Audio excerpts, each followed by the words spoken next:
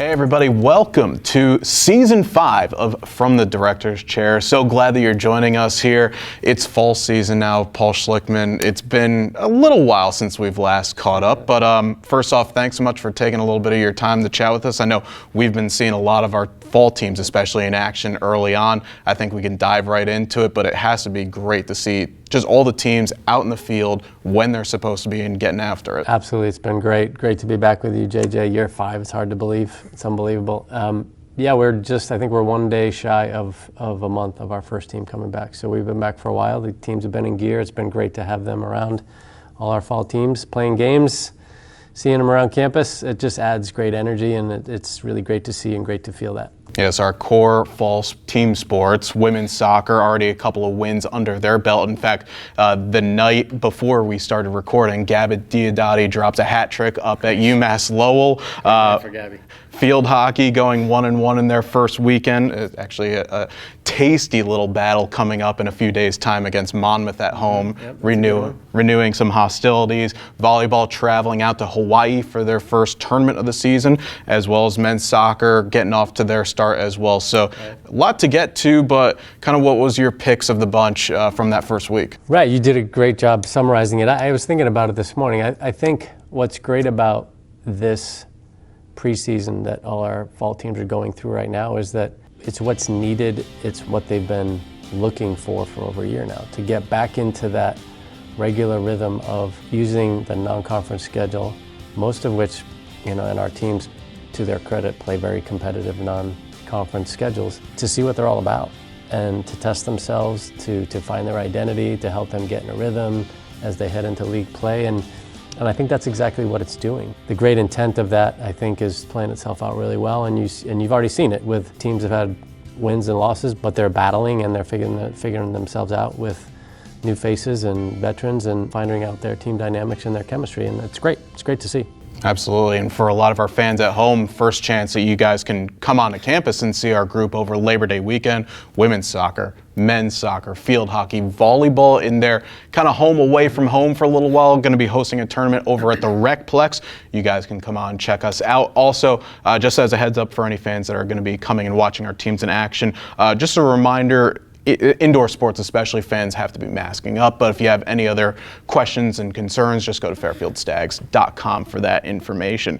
We actually now trek from here in Fairfield to a long way away from Fairfield, but kind of keeping it within our realm as Paralympics are going on in Tokyo, and Fairfield Stags, both past and present, making a splash in the pool. Colleen Young, silver medalist in the 200 individual medley, SM13. Matthew Torres, class of 2023, literally as of an hour ago when we're recording, picked up the bronze in the 400-meter freestyle S8. I mean, we were actually talking about this before. You'd have to really dig down deep to see if there was ever, at any point, two Paralympians coming from the same school and medaling. Sure. It's an exceptional story, right? And so proud of both of them, each in their own right.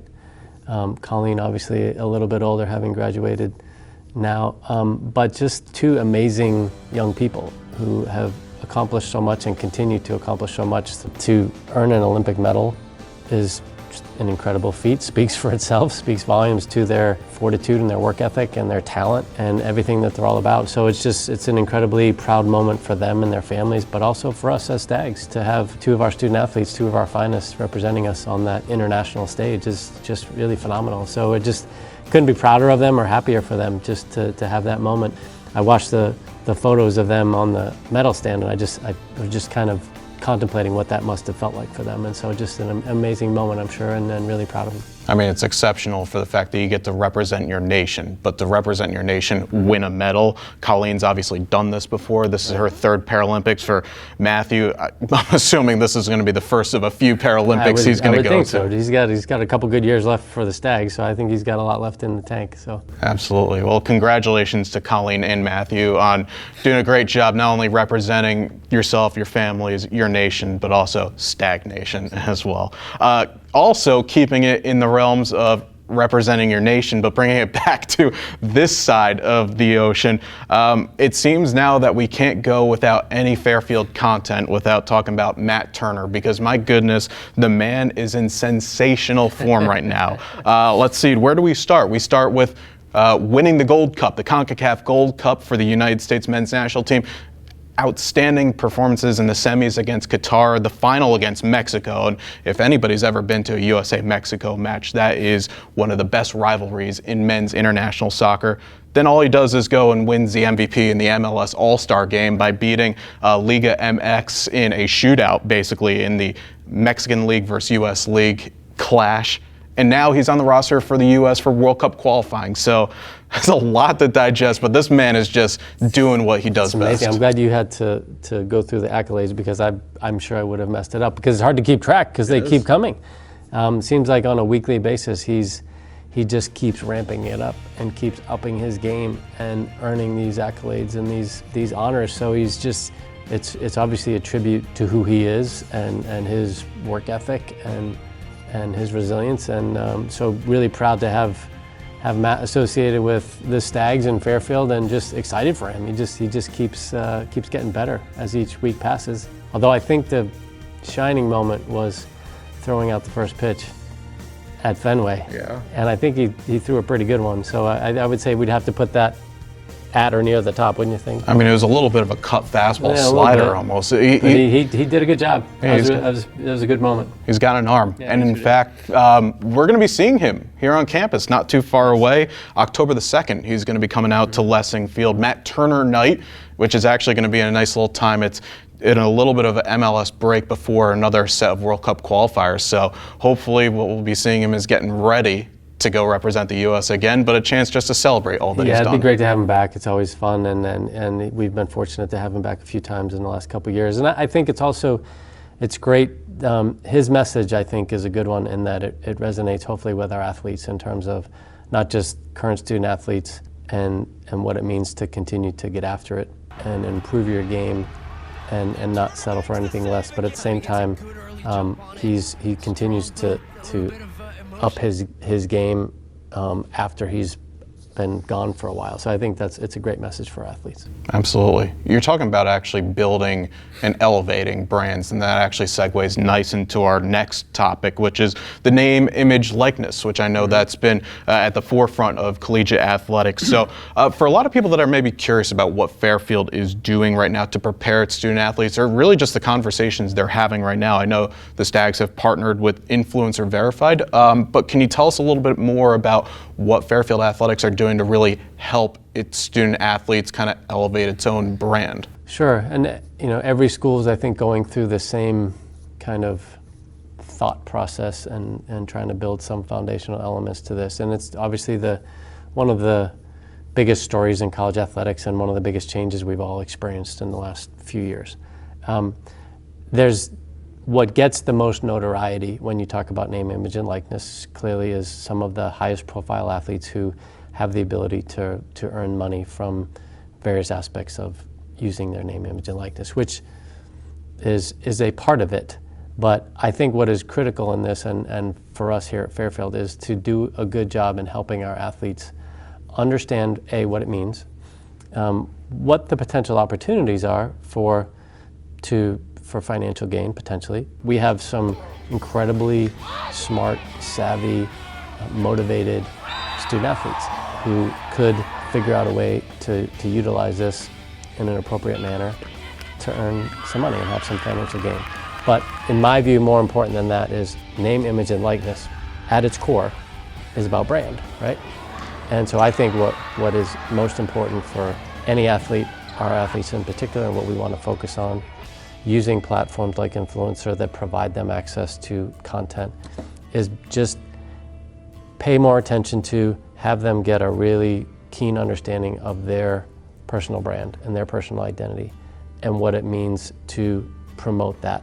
So when you are engaging in social media activities, how do you best do that? So I think if anything, it's shined a spotlight on that. There's an inherent spotlight on that, but hopefully it puts it on in that mode so that our athletes can really focus on their personal brand as they go through Fairfield, but also more importantly, as they go through life. And I guess on the ground, if anything, what sort of resources are being made available for Fairfield students, just so student athletes to come on and ask questions? Yep. Right. So immediately when it was set in stone, if you will, and athletes were allowed to do it back in the summer, we were out in front of it because, as you mentioned, we had partnered with Influencer to provide that platform of content, and also there's a compliance aspect to that Influencer Verified that allows us to have some monitoring. Megan Miller, our Senior Associate AD for Compliance, has done a great job in educating our staff, educating our athletes over the course of the summer. She's done an educational session with each team as they do their compliance meetings coming into this fall. When we get with all our athletes next week, we'll touch on it again. So right now it's mostly an educational piece. We have had a handful of athletes who've reached out and asked questions and have done a few things here and there. So it's a gradual process, making sure they understand the state legislation, the NCAA legislation. We have a conference piece in this, so it's multi-layered, and it's just making sure they have an understanding so that no one trips up. Yeah, certainly very interesting stuff. So that's one element. Another element that's currently going on, and I know people always want to know what's going on with the Convocation Center. Well, actually, we do have some interesting information for you guys, and something that possibly you at home could get involved with down the road. So University of Fairfield Athletics have partnered with the Aspire Group to do some fan surveys, pricing research, a lot of things that people want to have when they go. Right. And it's not just for a game, go to the Convocation Center, but it's for an experience as well. Exactly. So what does this partnership entail, and how can some of the fans at home get involved, get engaged as we count down the days towards the new building coming up? Right, you teed it up well. Aspire is a nationally recognized group that is a no-brainer for us to partner with right now. And we're a year plus out, right? So this is great timing. It's a very proactive attempt to think about how we best open that Convocation Center come fall of 22. You get one chance to open a new building, and as you alluded to, the key component in this is trying to assess, understand, create the best atmosphere we can for our fans. And that is the reason why we are so excited about getting men's and women's basketball and volleyball back on campus, because we believe very strongly we have a captive audience who is really yearning for that experience. We've talked about it. Sure. Alumni, our season ticket holders who aren't alumni, families in town. This is a great opportunity for us. So in order to provide them with the best experience we possibly can, we need to do some research. We need to ask them directly, a number of probing questions about what is important to them, what has been important to them, and so forth. And so it's a great opportunity for us to gather all that information as we gear up to open the new building, and continue to work with Aspire to do this. So we're really excited about the partnership. It's a great group of people, and I think it's going to yield great results for us. Are there any ways that some of our fans at home that maybe want to take part in these sorts of interviews and surveys? We'll be releasing a survey, and we're going to have that be spread as wide as we possibly can with our constituents and our fan base. So we welcome all comers on that. And in addition to that, there's also components of having one-on-one interviews and more in-depth kind of give and take for us to understand exactly what we're in for. Definitely. And for those at home, again, as I always say, make sure to keep up with fairfieldstags.com, all of our social media channels, as we might be dropping some information through those avenues as we get closer and closer.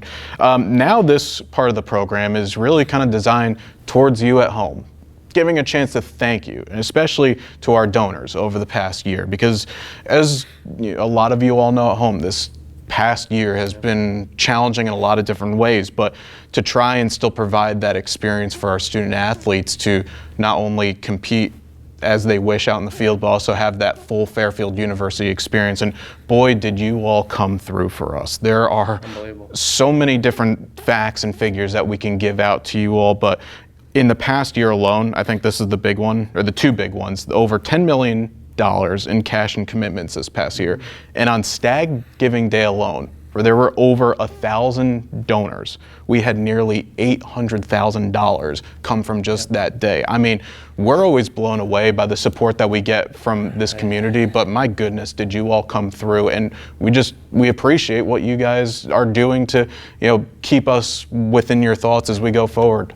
Can't understate it. We wouldn't be able to do the things we are doing with and for our student athletes, with our coaches and our programs, without this incredible support to the tune which you just went through. And so it is at once humbling, inspiring, gratifying. The passionate support of our alums, of our donor base is exceptional, and it just continues to get better. And so we are enormously grateful for the incredible support we had this past year, particularly in the most trying of circumstances and most challenging of circumstances. But I also like to think we responded to that support with gusto and had a heck of a spring. So inordinately grateful to all those donors who contributed. At the same time, I want to express my thanks and gratitude to our entire department and team. I say all the time, you've heard me say it, our coaches and staff hear me say it, fundraising a team sport, and everybody's a fundraiser. And I really thought our staff and all our coaches and even our athletes engaged our constituents in a way that they never have before, in a very meaningful way, and continued to tell our story. And people are believing in our story. And I think we've got a great story to tell, and it continues to get better. And I do believe that is in large part why our donor base is responding in such extraordinary fashion, because Fairfield University has a great story, our athletics program has a great story, our best days are ahead of us, and I think it just will continue to get better. Yeah. So really excited about that. Absolutely, and again, sincere thank you to all that continue to support, as Paul said, the story of Fairfield athletics, not only just in the present, but where we're going for the future. We've hit a lot today. And I think we're gonna leave it here. Paul, thanks again for joining us, and looking forward to what's gonna be a great next few weeks as we introduce our fall sports teams and also just get everybody back on campus. It's gonna be a lot of fun. We got a great year ahead of us, really excited, and looking forward to it. All right, so that's going to do it for this episode of From the Director's Chair. Again, make sure to stay with us on all of our social media platforms, fairfieldstags.com for news, notes, stats, scores. That's where you got to be. So for Director of Athletics Paul Schlickmann, I'm JJ Duke signing off. We'll see you all soon. Until then, go Stags.